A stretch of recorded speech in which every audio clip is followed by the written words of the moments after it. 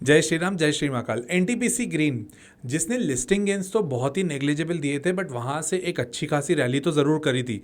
160 तक ये share price गया और उसके बाद धड़ाम से नीचे आके करीब करीब 90-95 के लो बनाने के बाद अभी वहाँ पर स्टेबल है। ऐसा क्या हुआ इस कंपनी के साथ में, ये जानना बहुत ज़रूरी है। पर ये बाइंग सेलिंग रिकमेंडेशन नहीं है। अगर आपको बाइंग सेलिंग करनी है तो आप अपने फाइनेंशियल कंसल्टेंट से बात करने के बाद ही देखिएगा, और ये वीडियो को एजुकेशन पर्पज़ के हिसाब से देखिए। सबसे पहली चीज़, जॉइंट वेंचर के बादशाह हैं एनटीपीसी ग्रीन। मैं ऐसा क्यों कह रहा हूं, क्योंकि आप इस चीज़ को समझिएगा। बहुत सारी कंपनीज के साथ ये जेवी करके, जॉइंट वेंचर करके एक नया बिजनेस बनाते हैं, हर जगह अपना नेटवर्क फैलाते हैं। जॉइंट वेंचर का मतलब ये होता है कि दो कंपनीज जब मिलकर एक नया कंपनी बना के एक नया प्रोजेक्ट लेती है तो उसको बोलते हैं जॉइंट वेंचर। इन्होंने अभी रिसेंटली, ये अभी अप्रैल फर्स्ट वीक की बात है, 8 अप्रैल को इसका नोटिफिकेशन आया था, जहां पर इन्होंने महाप्रीत का फुल फॉर्म है Mahatma Phule Renewable Energy and Infratech Limited के साथ में एक जॉइंट वेंचर किया है। ये एक बहुत ही बढ़िया जॉइंट वेंचर है। क्यों? क्योंकि एक तो पहली चीज़ स्टेट गवर्नमेंट की बॉडी के साथ है।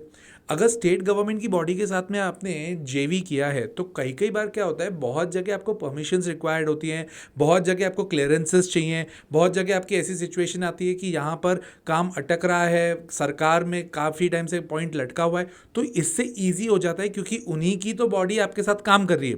तो ये एक बहुत पॉजिटिव पॉइंट है। ये 8 अप्रैल को ही आया है नोटिफिकेशन। ये एक पॉजिटिव बात है। वहीं से ही अगर आप देखोगे तो शेयर प्राइस ने अच्छा खासा ऊपर मूवमेंट भी दिया है।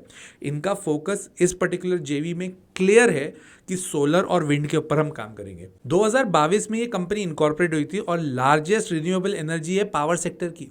आपको लगेगा सर एनएचपीसी का क्या हुआ, आप तो एनटीपीसी ग्रीन को सबसे टॉप मोस्ट बोल रहे हो। देखो, हाइड्रो को एक्सक्लूड कर दूं तो हाइड्रो को एक्सक्लूड करने के बाद में सोलर और विंड में ये टॉप नॉच कंपनी है, सबसे बड़ी कंपनी यही है। तो ऐसा क्या हो कि कंपनी को लिस्टिंग गेंस मिले ही नहीं। जिस भाव पे इन्होंने पब्लिक इशू लेके आए उसके आजू बाजू में लॉन्च हुआ, फिर वहां से एक बार फिर भी रॉकेट हुआ था, जहां पर उसके बाद एक अच्छा खासा फॉल भी आया। इतना फ्लक्चुएशन होगा तो इन्वेस्टर्स का कैसे भरोसा जीतेंगे। देखो बात समझो, जब ये लॉन्च हुई थी ना कंपनी, इसका वैल्यूएशन बहुत ऊपर हो गया था। अगर यही वैल्यूएशन 30-35% नीचे करते तो तुमको जीएमपी भी बहुत अच्छी मिलती, ग्रे मार्केट प्रीमियम भी बहुत अच्छा मिलता। वैल्यूएशन के चक्कर में इस कंपनी के ऊपर एक बहुत ही बड़ी प्रॉब्लम आई, साथ ही साथ बहुत बड़ा इशू था। अब बहुत बड़ा इशू जिसमें वैल्यूएशन भी आपने ऊपर कर दिए, तो देखो आईपीओ पिटना तय था। But at the end it's a largest company in renewable energy apart from hydro. मतलब सोलर और विंड में पब्लिक सेक्टर में सबसे लार्जेस्ट कंपनी है। जिसका अगर अपन पोर्टफोलियो के ऊपर बात करते हैं, इनके पास क्या क्या प्रोजेक्ट्स हैं, टोटल इनके पास कैपेसिटी की अगर मैं बात करूं तो 26,071 मेगावाट्स की इनके पास कैपेसिटी है।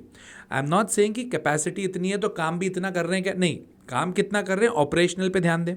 ऑपरेशनल इनकी सोलर एज ऑफ नाउ है 3,220 मेगावाट्स और विंड की अभी तक सिर्फ 100 मेगावाट्स ही है।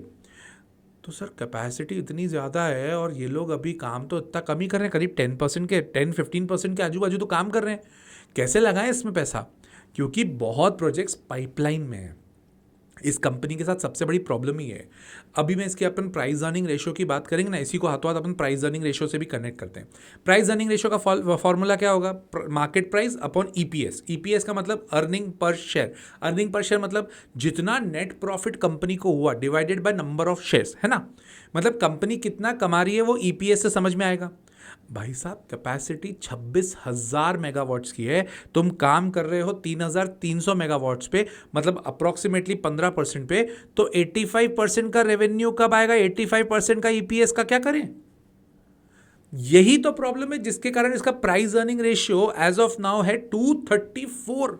मतलब मार्केट में सबको उम्मीद है कि ये कंपनी बहुत अच्छा करेगी, तो वैल्यू कर दिया मतलब प्राइस बढ़वा दिए। इनफैक्ट अभी के भाव जो 90 रुपए चल रहा है उसमें भी 234 इसका प्राइस अर्निंग रेशियो है, which is huge.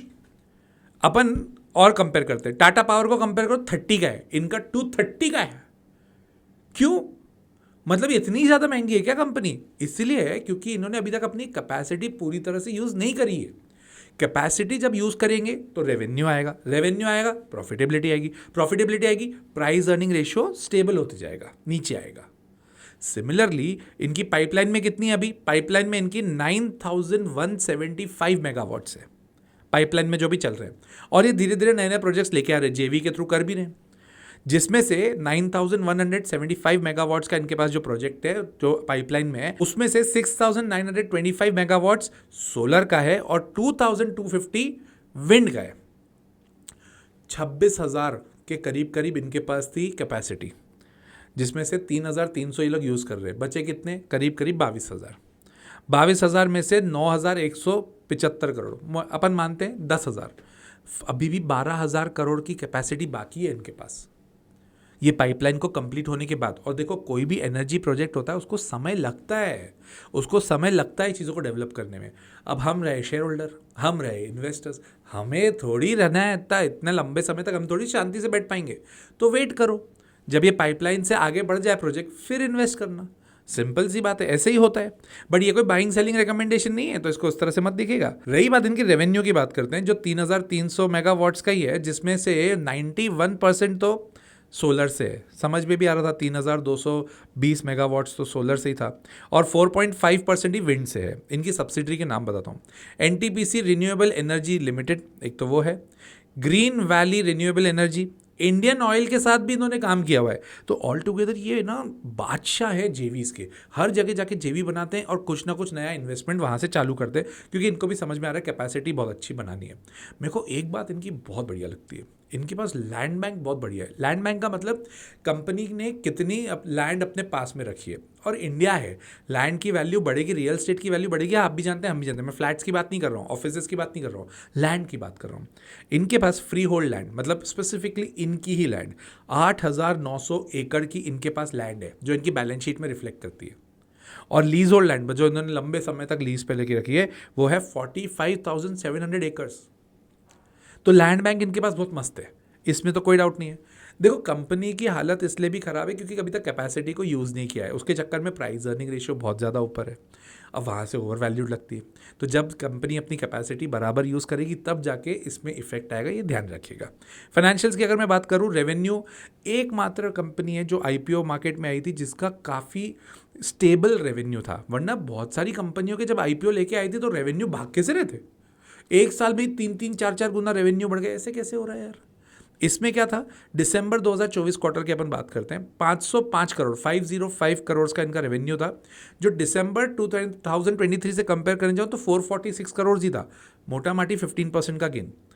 Operating margin जो पहले 395 करोड़ था वो बढ़कर 424 करोड़ हुआ, अप्रॉक्सीमेटली 5-10% का वो वहाँ पे बढ़त हुई। और प्रॉफिट आफ्टर टैक्स 56 करोड़ से बढ़कर 66 करोड़।